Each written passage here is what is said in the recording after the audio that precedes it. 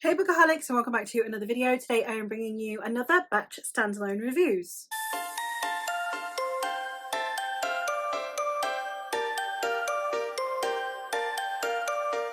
The batch standalone reviews are a series of videos that I have done where I am reviewing all of the standalones that I have read, so that every time I mention them in a video I don't need to give a mini review, so I can just reference you back to one of these if you actually care about my thoughts on the books. Makes everything nice and compact. The hope is that eventually I will just be able to, every time I read 5 standalones, I will be able to just review them. But since I have such a huge back catalogue, at the minute we're doing it by genre, subgenre, theme, something that interlinks them. Today's something that interlinks them is they are all whimsical fantasies. These are ones that either verge on magical realism or that are a lot less solid and concrete when it comes to its magic depicted. I have, as usual, 5 books to talk about today, so let's get into them. The first one that I have to talk about is Weyward by Amelia Hart. This one is a witchy story that is a historical / contemporary that is told over 3 different timelines. The first one is a timeline back during the witch trials. The second is set during the 1950s, and the third is set in 2018. The contemporary timeline is following a young woman who is in an abusive relationship that she is seeking to escape. So when she receives word that she has inherited a house from her aunt, she decides that she's going to up and leave and make herself a new life there.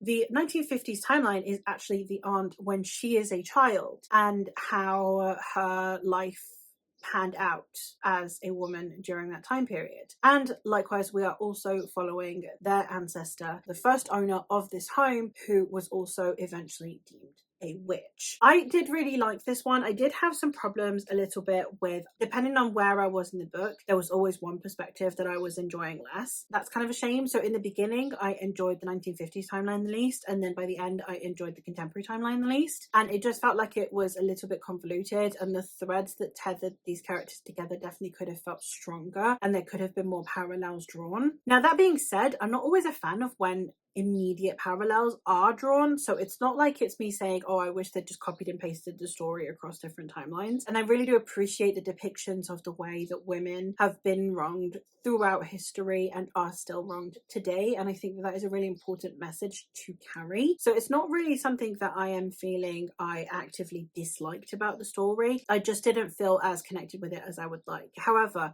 the witchy vibes and the undertone, especially the house itself, was really interestingly woven, and the social commentary, I think, did a decent enough job. So while it's not one that I would immediately go say, if your tastes immediately align with mine, please go check it out. If the synopsis sounds good to you, it's not one that I would discourage you from either. The next one that I have is less whimsical, and it's a lot darker than any of the others, but that is Juniper Thorn by Ava Reed. The reason I wanted to include it in here is because it does have an element that feels almost folkloric in the magic, and it isn't a hard magic system, and I don't really know where to put it because I can't put it in epic fantasy, and it is a complicated one, so I thought I'd just put it here and we can chat about it. This is a mild retelling of the Juniper Tree, but the thing is that the story of the Juniper Tree actually exists within this world, and it is set in a turn of the century industrialization pseudo Russia. In this story, we are following a young girl who lives with her father and her 2 sisters. Her father is incredibly controlling and will not let them leave the house unless it's under his explicit orders. So we're following this girl as she begins to start sneaking out of the house for the first time and eventually falls in love. Now, this is a really interesting story because it's not one that I can talk about with much ease. There are some incredibly difficult topics in here, so please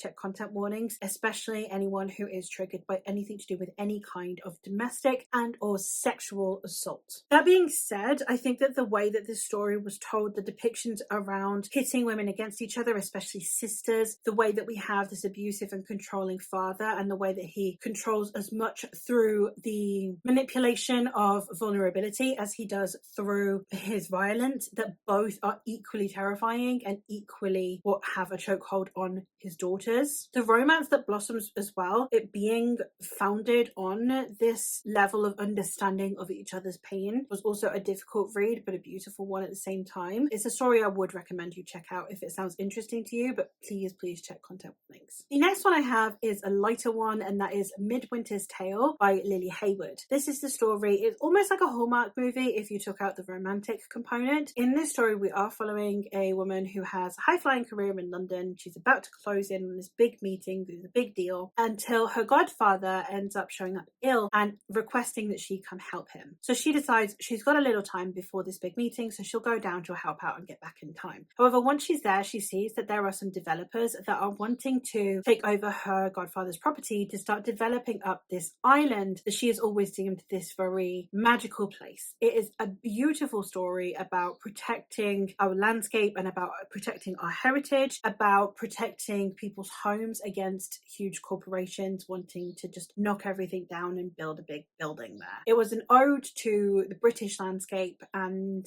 to almost undoing capitalism. And I loved the way that it showed what this character really needed out of life and the way that she views life, and her relationship with her godfather was also lovely. So I really enjoyed this story, and I wasn't expecting to love it as much as I did based on the synopsis, because I don't normally like this high-flying businesswoman learns how to make do with a smaller, quainter life. But in this case, it just worked because it was quite anti-capitalist in sentiment. The next one I have to talk about is The Fox Wife by Yang Chu. This one is a Chinese-inspired story in which we are following a fox. We are following a young woman called Snow, who is a fox, and foxes in this can turn into humans. And she has decided to turn into a human and go and live amongst humans so she can find the man who harmed her daughter. It is a story of motherhood. It is a story of our history. It is following the early 1900s China, so the changes, the way that industrialization began to incorporate itself, but also following a detective who is fascinated by foxes, who is searching for a fox who may or may not have harmed a young concubine. It was so well done, and I really loved the descriptions, the depictions, the way that this story unfolds, the emotional and interpersonal connections that we see unfold throughout the story. It's one that did sadly suffer from my own mental health space, where I wasn't engaging with it as much as I feel it should have been for the story's sake, but I think that that is genuinely more of a me thing than the book thing, and it is a book that I'm going to reread to confirm that. I really did enjoy the way that this story was told. I loved the characters, and I would highly recommend you check it out if you are looking